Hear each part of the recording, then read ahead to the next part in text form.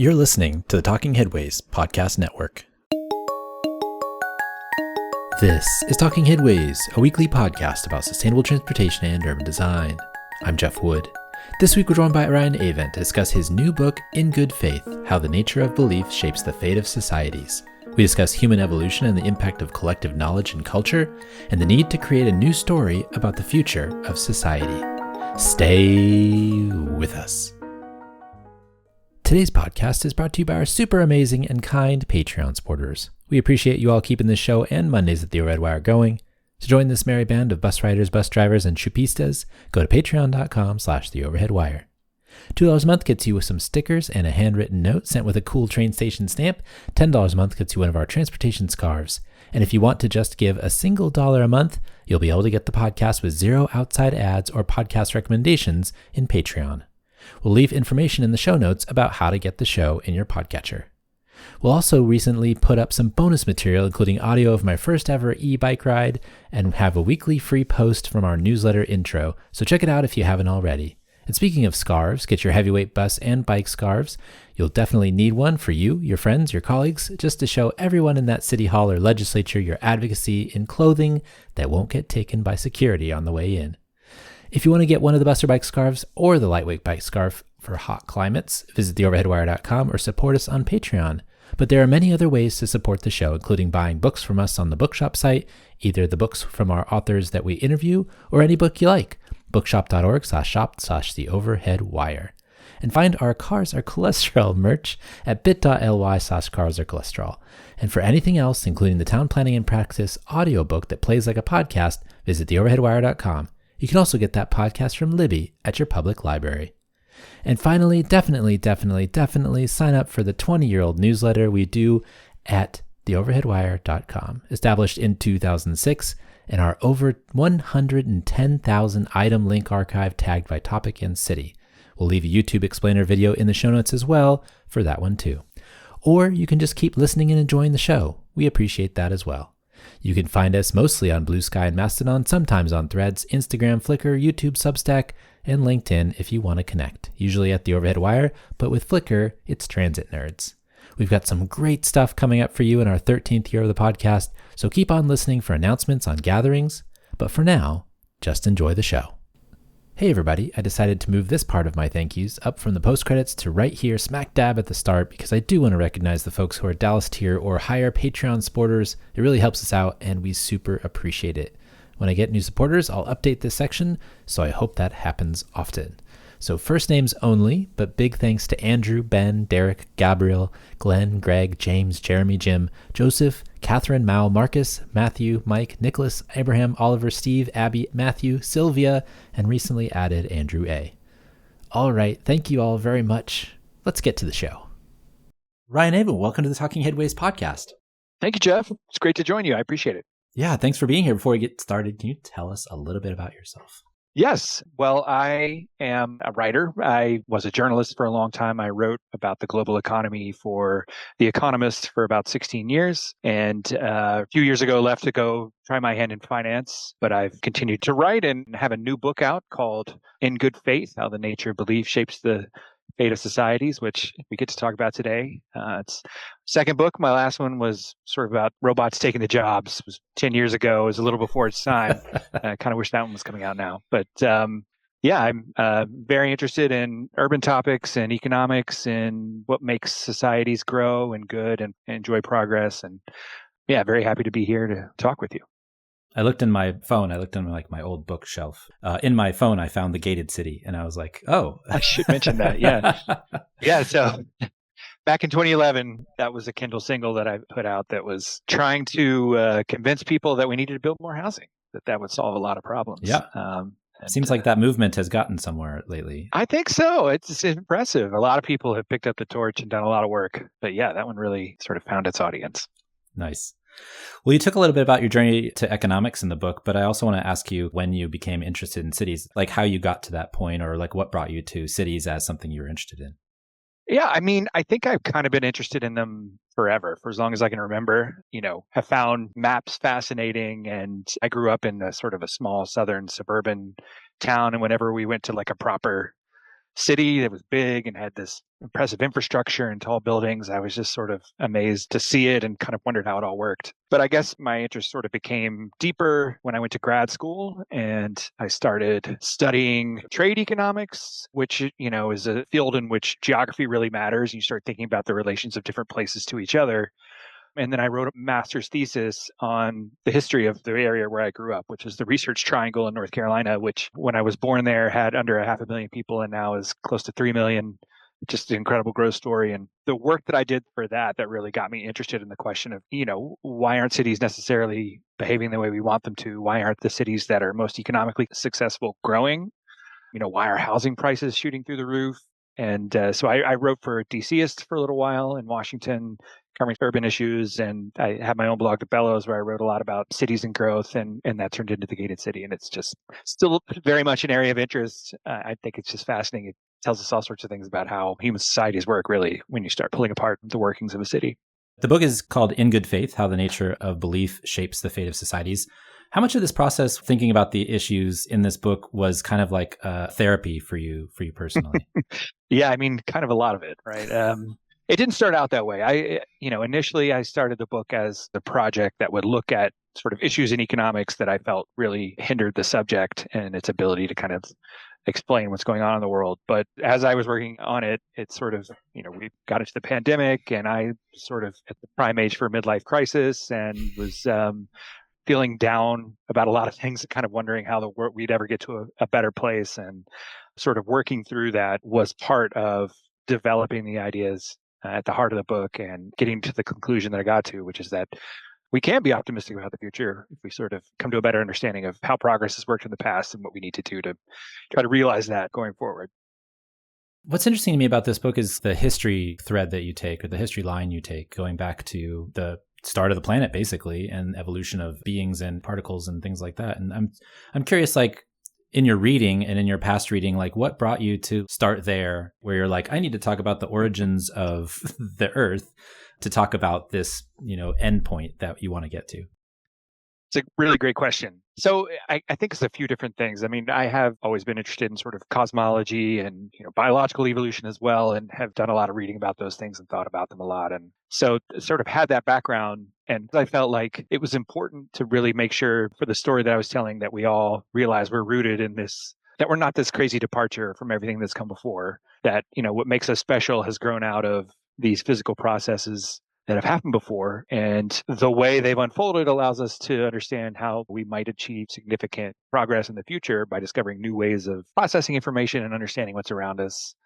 I also think like you really get a better sense of what society is doing if you understand it in this evolutionary way, that there are sort of echoes of sort of the development of the physical universe in biological evolution and in subsequent cultural evolution. And if you sort of follow those threads, it tells you a little bit more about, I think, in my view, the sort of underlying mechanics of society, which is that, as much as we think we're in control here, and certainly as individuals, we have control over our own actions, but as much as we think we're in control over society, there's this underlying evolutionary process at work that we should recognize and that to some extent we are at the mercy of. And then I guess also I just felt like I wanted readers to be kind of struck with grandeur a little bit, like we're, the book really tries to be incredibly optimistic and hopeful about the future. And I think part of what I was trying to do by tying it all together with our very, very long run human history is just, hey, let's realize what we're a part of here and not let this, go off the rails. What was interesting to me was usually when I'm thinking about cities and like, reading a book like The City in History by Lewis Mumford or whatever it might be, it's always usually going back 5,000, 7,000 years. It's not going back 100,000 years, which I got from reading your book. That was a really important part of it because this slow process is building upon itself, and all of the, cell creation and whatever was happening to apes led to civilization as it is now. And that process was really interesting because usually we think about civilization as like a point that we started building cities and then we went from there. But actually it goes back even further to this idea of care and caring. And so I found that really fascinating as well. Yeah, I mean, as humans, as historians, people love to sort of, chop things up into eras and say, oh, this sort of revolution unfolded here and thereafter we were completely different. And we do this all the time. We do it with agriculture and the first cities and states and with the Industrial Revolution. And yeah, I think it's important to realize that, well, I guess a couple things. One, that these big moments come together slowly out of a lot of accumulating changes in the past. And we can only understand them in that way, right? There's no as much as it might seem like there are specific individuals or societies or civilizations that figure something out that no one ever figured out before, the change is generally evolutionary. But I think the other side of that is that, there is this process of cultural adaptation that's going on throughout our whole history, right? And we have to learn to develop the ideas and the stories that allow us to kind of, exploit particular niches, right? So, agriculture, when we first became dependent on it, it was awful, right? It was like way worse than hunting and gathering. People did backbreaking labor all the time and were malnourished and it sucked. And for this to be sustainable, there had to be the emergence of ideas and ways of understanding our place in the world that made sense to people and that somehow made it okay for them to keep doing this really arduous work. And I think that the same thing is true of early settlements. Like we weren't born ready to inhabit an urban environment as a species. We had to, come up with the modes of thinking that allowed that to work. And so, you have this process of trial and error where early settlements don't last very long. They kind of flash in and out of existence. And it's only over time that we come to figure out how to be urban by coming up with the ideas and the sort of cultural touchstones that allow us to adapt to that existence. And the book sort of follows this line of thought throughout our history and sort of that's kind of how we should think about how we got to modern economic growth. And I think if we want to enjoy future prosperity that's greater than what we enjoy now, we might have to do some similar sort of adapting in terms of our ideas about what we're doing here. The cultural explosion was interesting as well. You mentioned this, the DNA aspect of it, where you're passing along information through DNA. But then you have this cultural kind of aspect of it where apes can teach each other how to use a stick to get ants, those types of things. And you share it and then you learn it together and then it gets shared throughout culture and then you specialize and then you move forward with that. I'm wondering if you can kind of explain that a little bit in more detail, because I find that's like a really important part, especially until we get to the point where Christianity and religion kind of creates this larger cultural experience throughout Europe and, the Mediterranean. Yeah. I mean, this is really the heart of the book. I think when we kind of think about humans and what makes them special, we tend to focus on the fact that we're these big brain creatures who can reason and, use logic to solve difficult problems, things like that. We can do calculus or whatever. But I think actually, if you kind of look back at our history, the thing that's really allowed us to become such technologically capable animals is this capacity to support culture. And, what that is, as you say, right, we've got a genetic inheritance. There's a lot of information that's useful to us that gets passed to us through our genes, and that's driven our long run biological evolution. But the thing that really sort of marked us off as different as we split off from our ape ancestors and headed down our own path was this emerging capacity to use a collective knowledge and collective information processing in the form of culture. And culture, in a nutshell, is a body of information that is passed down over time socially rather than genetically, and that sort of lives in the heads of all the people who are helping this process along. And it includes instructions for all sorts of things. I think when humans occupy an ecosystem, the thing that allows us to adapt and really exploit that ecosystem effectively is not, as with many animals, these biological tricks. It's these cultural tricks that allow us to figure out how to, when to hunt and gather and what things to take out of the ecosystem and how to prepare them and how to survive the hardships associated with that ecosystem. But cultural knowledge also includes other things beyond sort of these kind of, practical moment to moment things. And it's what's really allowed us to scale up and become the amazing creatures that we are is the way that our social technologies evolve over time. And we found ways to cooperate, I guess, in larger numbers to better purposes. We found ways to generate and preserve knowledge at enormous scale. And I think that's kind of the fascinating part of our history. And it's not something that individuals authored sort of using their own brains. It's something that kind of we stumbled on and that's led us here. And now we've sort of forgotten that was kind of our special trick, even though it's still holding our societies together today. And I do find that leap between kind of the clans and the groupings, tribes, tribalism, those types of things to religion, especially specifically Christianity. And not that Christianity, as you say many times in the book, and this book specifically isn't really, there's no rose-colored glasses in it necessarily, like you are very clear about the goods and the bads that come from some of these things. But the specific like way that cultural kind of exchange permeated like the whole region, and that was kind of mind-blowing for me as somebody who is not religious in any way necessarily, but just thinking about cultural exchange and things like that, it makes a ton of sense that would be something that organized people in a way that they could create these, advanced economies and industrialization and those types of things, because they had a shared kind of understanding, like you said in the book, shared understanding of what's going on. Yeah. I probably should have gone over this kind of at the outset, but the book is called In Good Faith, and it focuses on faith in a few ways, which you've sort of talked about in your question. I think first of all, it identifies faith as kind of the thing that allows culture to work. Faith seems like an evolutionarily kind of useless thing, to just kind of put blind trust into other people and accept what they tell you, without needing evidence. It's hard to see how that could be, adaptive, but what it allows us to do is sort of preserve a lot of knowledge, even though we haven't ourselves gone and done the work to figure out what that knowledge is. And so that drove our evolution as cultural creatures forward. And it's really, I think, the foundation of everything that came later. And there are important milestones at which faith has done important work. And I think as we move from these small clan-based hunter-gatherer societies to larger tribes, it was the emergence of religion, which really helped us do that, allowed more people to come together to cooperate and share knowledge about the world. And so it's a critical part of human evolution. And I think when we start to consider the really big questions of, how did certain parts of the world end up on this journey that led to rapid technological progress, to our ability to escape hunger and life at the edge of subsistence, and end up in this crazy place we are now, just totally different. Or it's been totally different over the past 150 years or so from everything that came before. I think to find the roots of that, you have to look at a shift in our underlying understanding of how we should treat each other. And in the book, I argue that Christianity basically accomplished this in Christendom. It didn't sort of, again, appear out of nowhere. It emerged over centuries or more, really, and incorporated lots of different ideas from lots of different philosophical traditions, religious traditions. But where it led us to this place where, we can set aside our old entanglements, our old kin relationships, and really just work together as individuals to create this better future where we're all equal.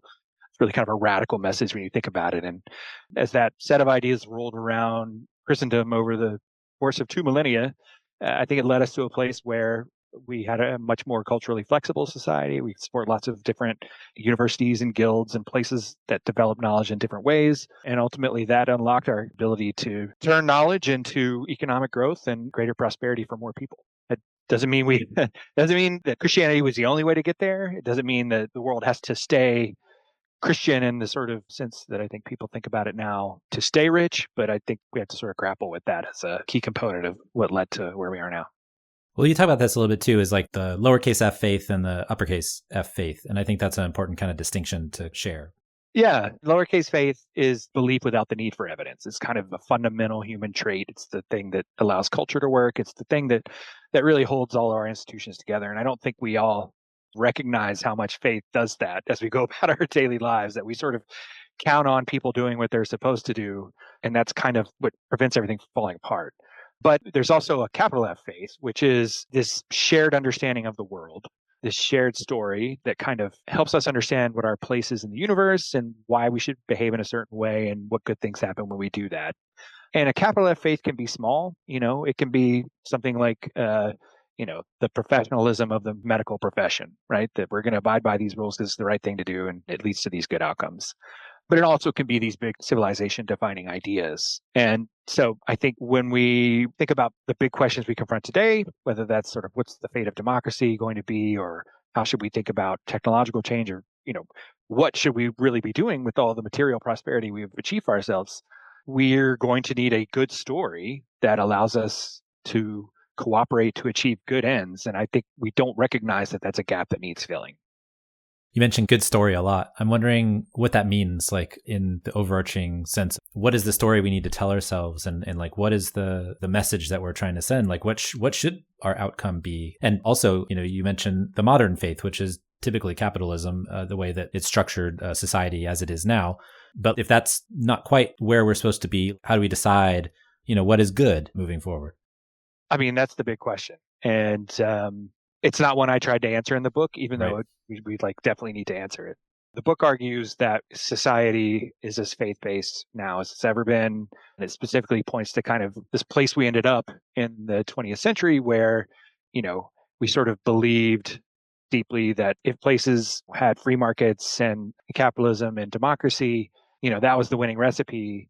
And those systems were doing the work for us. And then all we had to do was sit back and be like consumers who cared about making more money and spending on the things we want.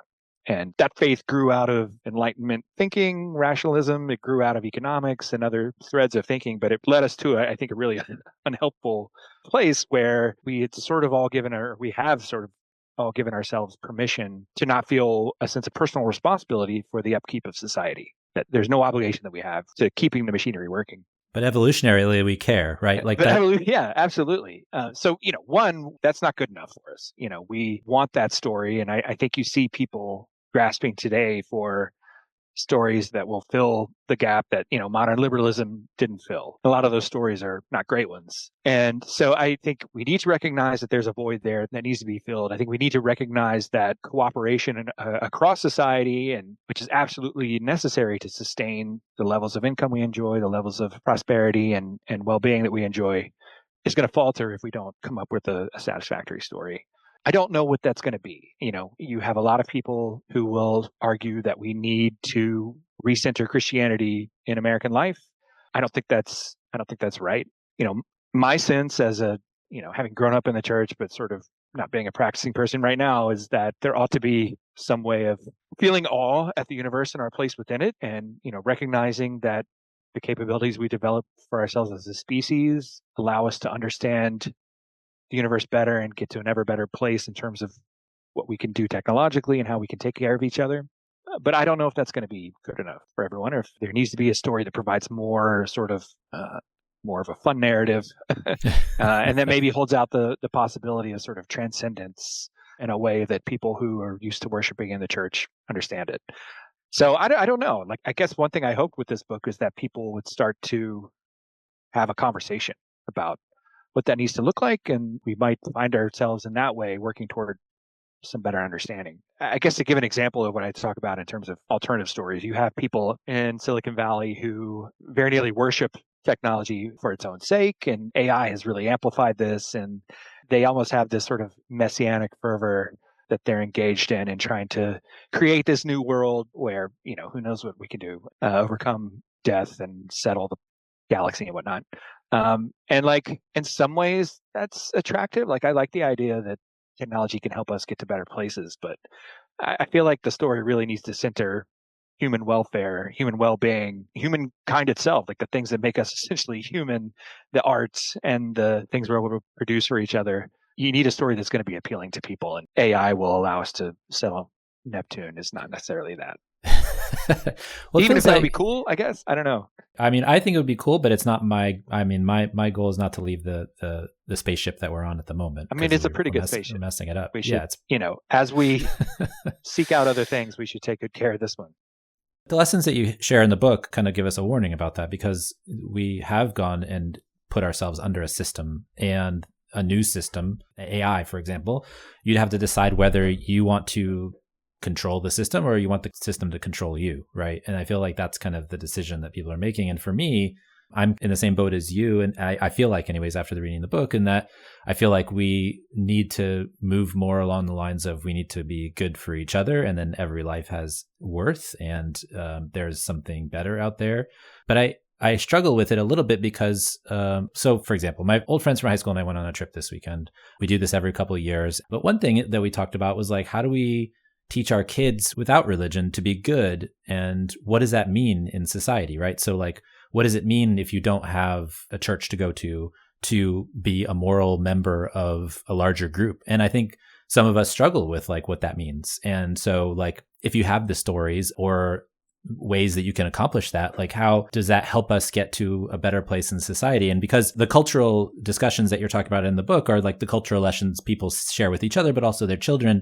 And so I feel like that's a part of it too, is what can we teach the next generation such that they can build the society in a better way than we did? Yeah. Well, and it's a question that feels critically important. And, I think in some ways it should be simple. Like, whether you're a Christian or not, I think the idea that you should love your neighbor as yourself and your neighbor is basically anybody who needs help. I mean, that seems like powerful and important and a pretty good guidepost. And I think that that idea, that value has been present in many institutions in our society, some very explicitly Christian, some not, for the past 2,000 years. And I think the thing that's really gotten us in trouble in a lot of ways is the permission we've given ourselves to relax that and to not feel that obligation, because it's a lot easier not to. And it's much more, it's much more enjoyable to sit at home and binge watch something, or, just do what's comfortable, than it is to go out and do the hard work of constructing society. It's an act of faith to go out there and do that. And it means it's something you do if you value others strongly. And so I think where we need to get to is a story that really, brings home the importance of that, of doing that work for others, because others matter, those alive now and those in the future. My experience with my kids is that this makes sense, right? It's pretty intuitive. It doesn't have to go along with some broader narrative about everything. But the reality is that for a lot of people, that's the thing they want. They want the story that allows things to make sense. And that's where I sort of throw my hands up a little bit in the book, because I don't have that story. And whatever story we come up with, I want to make sure that it's inclusive and it doesn't end up telling a lot of people that, hey, you're wrong about this. I feel like it's something that we could naturally come to. But yeah, I don't know. Well, I didn't think you would, but it's just like it's something we didn't answer, right? Yeah. Our friend group, like that's why we're asking the question, but that's a good question to ask, right? Oh, very much so. Yeah. You want your kids to be good. And if that's what they're looking for, maybe they can't find it in the way that we are doing things now. And so you leave an interesting open-ended issue in the book. And for me reading it, it gets you to another place of understanding where we came from so that we can actually go to the future. Another interesting thing you mentioned as well is like there's never a perfect past. It's only where we are right now and what the future could be, because the past is all colored by the experiences and the times that people lived in, because you can't put yourself back in agrarian society and imagine any way that people would be feeling or discussing the way that they interacted with other people, etc. But you can understand where you are at now, and you can imagine what could be in the future. Yes, very much so. It can be tempting to say like, hey, people 2,000 years ago were just like people today. And like in many ways they were, but a lot of things happened between then and now that developed new ways of thinking about the world, new ways of thinking about our responsibilities to each other, our rights as individuals, which mean we really have moral capabilities individually and collectively that they didn't. And I think that when you sort of look at the roots of human progress, developing those moral abilities is a key reason that we got here. And we should see ourselves as not at the end point, right? There are better ways of being and ways of thinking about what we're doing here and how we should treat each other that I think will unlock both new productive possibilities, new ways of turning the resources around us into good stuff, but also unlock greater love and respect for each other. And like this is, I think, is really the big motivation I have here. Is it's so frustrating to be in a place where, the world has never been richer. Our technological prowess has never been greater. And we have every reason to think that there are more big ideas out there waiting to be discovered. But we're just failing utterly to turn that into a more just world where everyone can feel like they are participating fully in society, are able to develop their potential and all those things. And like the only way we're going to get there is if we see it as our responsibility to do the work to make that happen. It's a calling that sort of applies at every level, whether you're sort of trying to improve your kid's public school or trying to improve your city and come together to maybe pay a little more in tax so that you can have better infrastructure, that kind of thing. Or whether you're trying to hold together American democracy or ensure that this incredibly powerful new technology and AI is made to serve us and create the things that we want to see in the world, and that we don't just for, the sake of comfort, allow it to take over our lives. I think there's a story about culture and how it can change. And there's a history about dead ends, biological dead ends, but also kind of social dead ends that I think inspire the ability to, if we are in a dead end of capitalism or whatever system that we're surrounded by now, is there a way to like reimagine it? I'm thinking of, we had Daniel Wartel London on the podcast and talk about his book, The Menace of Prosperity. I don't know if you've read that one. It's super interesting, but it's basically the economic development of New York from like 1870 to the present. And the arguments that happened where, you go from two different ways of thinking, a Georgist way, and then the way that we went now with capitalism and the way that, we tax properties and things like that, to now, which is stacked and stacked and stacked upon itself so that we're kind of a sclerotic mess and we can't make change because of all the additive things that we've done since that time period. And so it feels good sometimes to just say, knock it all down and start over again. But is that actually the right way to go? Or is it just you veer a little bit off to a different direction to get to a point where we want to be? I mean, I don't think you have an answer to this, but I think it's like an interesting question about, if we know these histories of like things went a certain way and got to a point where they didn't work. And so we started over again.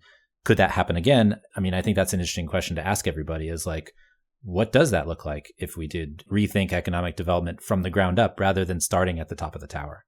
Yeah. It is tempting to be like, let's blow it all up because there's so many frustrating things about the current system, and it can become incredibly hard to see how incremental change can ever get you to where you need to be. I think there are cases when everything gets blown up or where the failure to really pursue incremental change means that things fall apart. History is sort of full of examples like that. But, also, I think if we look at the modern era, we also see that incremental change makes a very big deal, right? Like we could say that it would be nicer if our economic path had been a little bit different, if it had taken us someplace that wasn't, quite as rooted in the capitalism that we have now. But it's nonetheless been the case that sort of persistent work by reformers over 200 years has made the world much better. It's made cities livable. It's made it so that workers have basic rights, that we don't have the dire poverty we saw at the beginning of the 20th century. So I think we should have faith in the power of incremental change. I don't know if that will be enough now, but I do know that blowing everything up will be incredibly costly to those of us who are alive now and our children, because it can't be rebuilt back overnight. And so that's a scary prospect. And I think we ought to do our best to avert lots of human suffering. And cultural pain, right? I mean, like, a lot of cultural pain. Yeah. I mean, the way the book describes how society works is that it's a complex ecosystem of overlapping cultural groups that sort of figured out ways to process massive amounts of information. And that allows us to support the life that we have now. And if you start taking big swings at that machinery, our ability to cooperate in large numbers, just falls apart. And it's going to lead to a lot of dead people. And we don't want that. So I wish I had a more complete understanding of what's possible so that I could give us more guidance on kind of what the right way forward is. But I definitely think that as a society, we've sort of lost hope that the work to improve things will pay off or could ever pay off. And that's a deeply unhelpful and counterproductive way of being. And we would be a much better place if we had faith that that effort could work. Do you see danger in kind of grass is greener feelings? I'm thinking specifically about like China and the building of 48,000 miles of high-speed rail. And, technological advancements. Obviously, there's a different governmental system. There's all kinds of other things that go along with that. But, here in California, I'm frustrated that we can't build high-speed rail in a reasonable amount of time. I back it. I think it's important. But also I know that, by the time I ride it, the people that I would have gone and visited in Bakersfield might not live there anymore. So to go to China with my wife and be able to ride from Beijing to Datong and to Taiwan in 1.5 hours, 2 hours time when it used to take 8 on a sleeper train, that's intoxicating to someone like me who's an urbanist at heart and believes that infrastructure could be part of the way that we kind of redefine ourselves.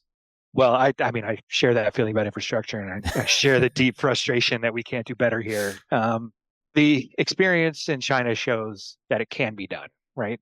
That's what I take away from it. It can be done there. It can be done here. Yeah. I think a lot of people are naturally drawn to the conclusion that the difference is the structure of government, and that if we had, sort of a Robert Moses figure or, autocratic leader who really wanted that to happen, then it would happen. But instead we've got all these issues of local control and NIMBYs who want to block everything and make it more expensive.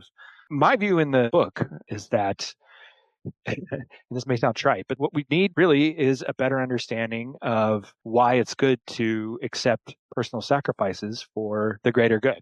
That's something that we've been able to do in the past. It's something we could do now. We could say, you know what? It's unethical for you to file a million lawsuits because you don't want this thing that's going to dramatically improve people's lives along these dimensions to be built. That's just wrong. And, I think we could get to a place where we felt pride in the capacity of our built landscape to change in dramatic ways over time. That's not going to be the only thing that will make this work. There has to be a lot of practical change that goes alongside all that. But I also think that if we do the governmental reforms that we talk about to try to make this stuff work better, there will still be roadblocks thrown up if we don't change the fundamental underlying sense that it is right to do things for the greater good and to make sacrifices along the way. When we think about the abundance movement in general, and if we think about issues with climate, in a lot of ways, that's what's missing, is this underlying story that makes it something more than just a wonky project that's built on cost benefit analysis or whatever. That actually, this is about telling a story about the better futures that we can achieve if we all believe in them and make that possible. And I would like people to think more in those terms as they pursue these projects that we could actually get done. I keep going back to the religion part, but I think it's really fascinating that the Bible, as it were, is just that story that got everybody to do stuff. And the zealots at the beginning that were like just hammering at it. One thing you don't talk about in the book, and I was interested about, is kind of the Middle Ages, the period between the origins of Christianity and the Enlightenment. Because there were like it's called the Dark Ages for a reason, right? Like there was a story that was collected over many years and embellished. And, there's stuff that in there that obviously I think is ridiculous and you think is ridiculous, but they made it happen and they got a lot of people to believe in it. And actually recently, I talked about this on the show before too, but I was like listening to David Roberts at Volts, and he had a guest on, and I can't remember his name, but they were talking about like misinformation and the way to combat it. And I find that fascinating from the standpoint of the way that they said was like cultural proof and the ability of people to share stories and share information with each other. The rise of certain urban bloggers, the War on Cars podcast, the city nerds of the world, and how, they're pulling people along. You might not agree with what they're saying necessarily, but they're actually providing that cultural proof that allows people to think differently about their cities, to think that there's something better than just car culture, creating that narrative and creating that story that can move forward, because you're not going to change the mind of a person who believes in flat earth. You can't give them any type of information that would change their mind. But what you can do is get people on the edges to be part of a project with you, be part of a movement with you. And I think that that's a very powerful thing that comes up in your book as well, which is just like this cultural change, this cultural exchange can move us forward, but we kind of maybe lost a little bit of an understanding about how we do that. I think that the right does this fairly well. The stories they tell are the things they repeat over and over again. But I don't know if people on the left are as good at telling that story of the things that do go right. I mean, we tend to, punch ourselves more than we punch outwards. I mean, here in San Francisco, I've told this story recently too, is like they do a pretty good job at paving roads and fixing them. There's not a lot of potholes in my neighborhood anymore because they've gone through systematically and repaved, and it's pretty nice to ride your bike on a lot of the streets around here. But that's not a story anybody's telling. They should, but they're not. And it's frustrating, I think, in that way, because we should be telling these stories of the good that comes from when a government works correctly. Yeah, I totally agree. And I think you're right that in a lot of ways, the voices opposed to some of the things that we want, people on the right are in some ways expert spinners of narratives or very much willing to sort of accept a story as something that provides them an understanding of what's going on in the world. And I think, that's not necessarily something that's in the DNA of the left today, because it's so embraced sort of empiricism. And don't get me wrong, like empiricism is great. Science is great. Like these things are really important. But I think we've gotten to a place where we think everything is a technical problem and that, we need to come up with the best analysis. And if we present this analysis compellingly enough, then our vision of the world will be ascendant. And I think that's just not going to be enough. And it's kind of deeply unproductive for us to have that view of the world. It really, I think, sort of sells us short as people. Like we are people with agency who care about meaning and aren't just interested in cost benefit analyses. And there are wonderful stories to tell about urban life, about the good things that it does for people, about using technology to reduce the harm we do to the environment in various ways. And, I think people are telling compelling stories about some of this, but in ways that I sort of worry about, right? And I think the book talks a little bit about people making degrowth arguments and a large group of people who kind of regret the human impact on the planet and kind of feel like maybe if we just hit pause and tried to green everything and not grow from here, that's really the solution. And, that is an attractive vision to a lot of people. I think that's a dead end and that we need to understand that the way forward is to achieve good things, but to do it by continuing to develop our knowledge and our capabilities. But the really compelling story about that hasn't been told yet. I very much respect the guys that wrote Abundance. I don't feel like it, a future of flying cars and vertical farms. It has to be more than that. It has to be like, why? What's the point? Why are we enjoying our life in that environment? Not just why do we have those things? And so, yeah, ideally we develop our capacity to tell those stories more effectively and figure out what the big overarching theme is. Yeah. I think it's just like creating value for people that matters to them. And you can do that in a number of different ways, but we have to figure out what those ways are. People are frustrated about like affordability, for example, right? Like, how do you get to affordability? Well, you have to use your powers of government and collective action to figure out how to bring down the prices for people. And what is that? Well, maybe it's childcare, maybe it's healthcare, maybe it's affordable transportation, maybe it's affordable housing, maybe it's like, and so when you go down the things that are in everybody's budgets, right? Like, what's costing people money and why is it costing them money? And you could tell a good story about cities and urbanism and the way that we've organized our landscape around us. And I think that there's a powerful story in there specifically. That's why, I do this podcast, but I think there's something to be said about that specifically. Yeah, I do too. And I think it's important for the people who do have a vision of the good life that's achievable, sort of help people see that vision and do it in an unabashed way, right? You can't be apologizing for what you're trying to get done. I think that we also need, alongside those sorts of visions and stories, a bigger picture take as well, because I think that where we are now, we're sort of past the point where growth is satisfying basic needs, right? We're sort of ever more in this post-material world, even as much as we do worry about the cost of things. And we need a reason to cooperate in pursuit of stuff that's going to make our lives better. That isn't just doing this, we'll put more money in your pocket and then you can go. Yeah. So I think those stories can be perfectly compatible. And I guess I just want to make sure everyone sees the need for both of them. And it can be frustrating trying to make this case to people because they're like, no, we need to just walk away at it. And God love the wonks. But there's more to society. Last question for you. Did you finish with the book that you started with, that you thought you were going to write when you began? No, it became something totally different. And, it was a scary process kind of allowing it to develop the way it did, because it's an unconventional book. It's certainly not, the last book I wrote, The Wealth of Humans, was sort of like, hey, this is an idea and here's the research that supports it and so on. And this ended up being something very different. As you noted before, kind of there's a lot of personal stuff in there and me grappling with my with my own place in the world. You got me a few times. I was like, gotta compose myself a little bit. Well, I'm glad. Like I want people to feel things. And so, it was probably back in 2020. If you'd sort of said, this is where the book is going, I'd have been like, oh my God. First of all, my publisher's never going to allow this to see the light of day. But they were incredibly generous with me and trusted me to write it the way I wanted to write it and have it go out in the world this way. So I'm very grateful to them for that. Well, Ryan, the book is In Good Faith, How the Nature of Belief Shapes the Fate in Societies. Folks should go pick this up. I have like 10 pages of notes here that I read for reading this book. We could talk about this for several hours, I'm sure, but I want to be mindful of your time. Where can folks find a copy? Because they should go get one. Well, it's published by Yale University Press. You can go there directly. You can go to your online bookseller of choice. You may find it in a bookstore near you. Or you can go order it from your bookstore, yeah, right? Exactly. So it's out now. Please do check it out. And Jeff, thank you so much for taking the time to read it and think about it and really engage with it. It means a lot. Yeah, of course. Thanks for joining us, Ryan. We really appreciate your time. Yeah, thank you. And thanks for joining us. The Talking Headways podcast is a project of The Overhead Wire, published first at Streetsblog USA. Thanks to our wonderful Patreon supporters for sponsoring this week's show and Mondays at The Overhead Wire. Find us at patreon.com/TheOverheadWire. You can sign up for our 20-year-old newsletter as well and find everything else, including multiple ways to support the show, at TheOverheadWire.com. You can also listen to our show on your podcatcher of choice, including Spotify, Stitcher, SoundCloud, iHeartRadio, and Apple Podcasts. And if you can't find it there, you can always find its original home at usa.streetsblog.org. We'll see you next time at Talking Headways.